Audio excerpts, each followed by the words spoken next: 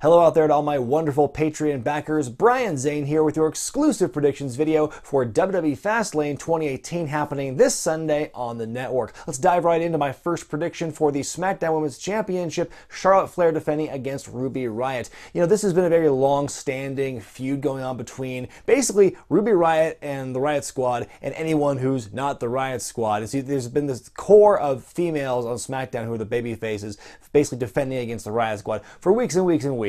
There was a little bit of involvement from other heel women, like who also had to actually grind with the Riott Squad, but they've kind of fallen off the wayside. And now we've got Charlotte here fighting the leader, Ruby Riott. I think it's going to be a good match. We've seen the conflict between these two for a while now. As long and as monotonous as it's been, I think they're both great wrestlers, and I think it's going to be a very competitive matchup. We probably will be seeing some kind of influence on the outside from the rest of the Riott Squad, but because it doesn't make any sense to have anyone but Charlotte fighting for the Women's Championship at WrestleMania, she's going to be defending successfully here on Sunday. Moving on to the other women's match happening on the show, it's going to be a women's tag team match as Naomi and Becky Lynch take on Natalya and Carmella. This match was thrown together on the Go Home episode of SmackDown this past week, so very last minute booking. I don't see this one ending any other way except for the baby faces, Naomi and Becky, going over here. It's a pretty inconsequential matchup in the grand scheme of things. Carmella's got the briefcase. She's probably going to take the fall in any case because that's what the Money in the Bank winners do.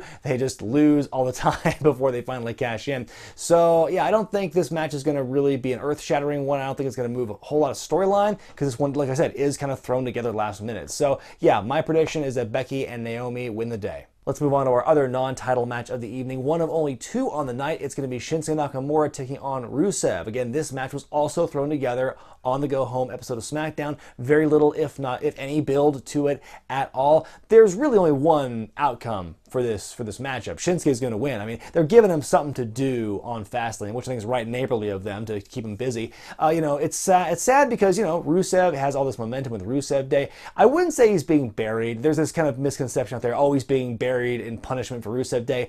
I don't think that's the case because they're certainly making a lot of merchandise for Rusev Day. It's not like they're kind of quietly sweeping this thing under the rug.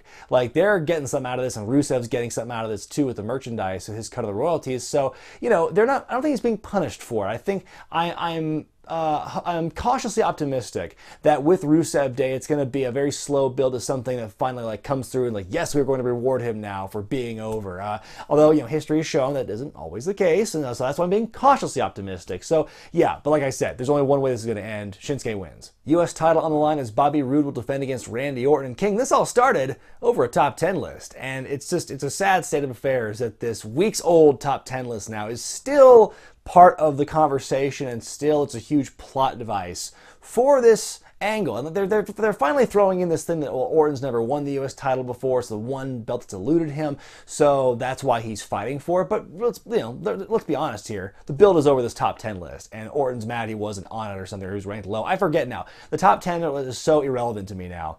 I'm getting frustrated the fact they keep talking about it.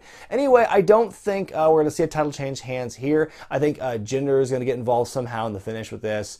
I don't want to say DQ finish, but I think that Roode will retain the championship by the end of the night. The SmackDown tag titles on the line as the Usos defend against the New Day. And what's the story behind this? Well, it's a continuation of a great rivalry these guys had in 2017, continuing on into the new year, even though I thought that when the Usos won their last match, that was going to kind of keep the New Day away from fighting for the belts for a while, but, selective memory, I guess.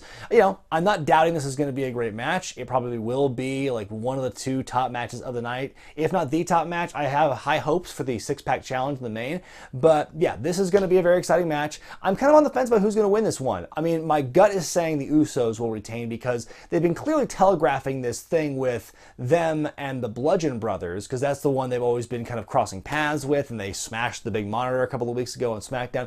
So that's what I'm thinking. I think the Usos will retain. There's a small part of me that thinks the New Day will win it just to make the show a little more interesting and have a title change for the sake of a title change.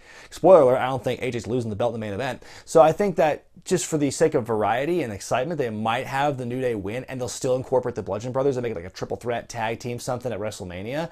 But my gut's going to say Usos retain. Finally, the six-pack challenge for the WWE Championship as AJ Styles defends against Baron Corbin, Dolph Ziggler, Kevin Owens, Sami Zayn, and just added most recently, John Cena. It's crazy to think that this was originally a triple threat match, and in the weeks after that, it just ballooned into this six-man match. It got so ridiculous. I mean, I was wondering, are we going to do a sensational seven-way, an electric eight-way? How many more people can we fit into this damn match for the championship? How many people need stuff to do? Let's put them in this match. You got a lot of interesting storylines for a lot of the guys. John Cena is still desperate to get into WrestleMania however he can.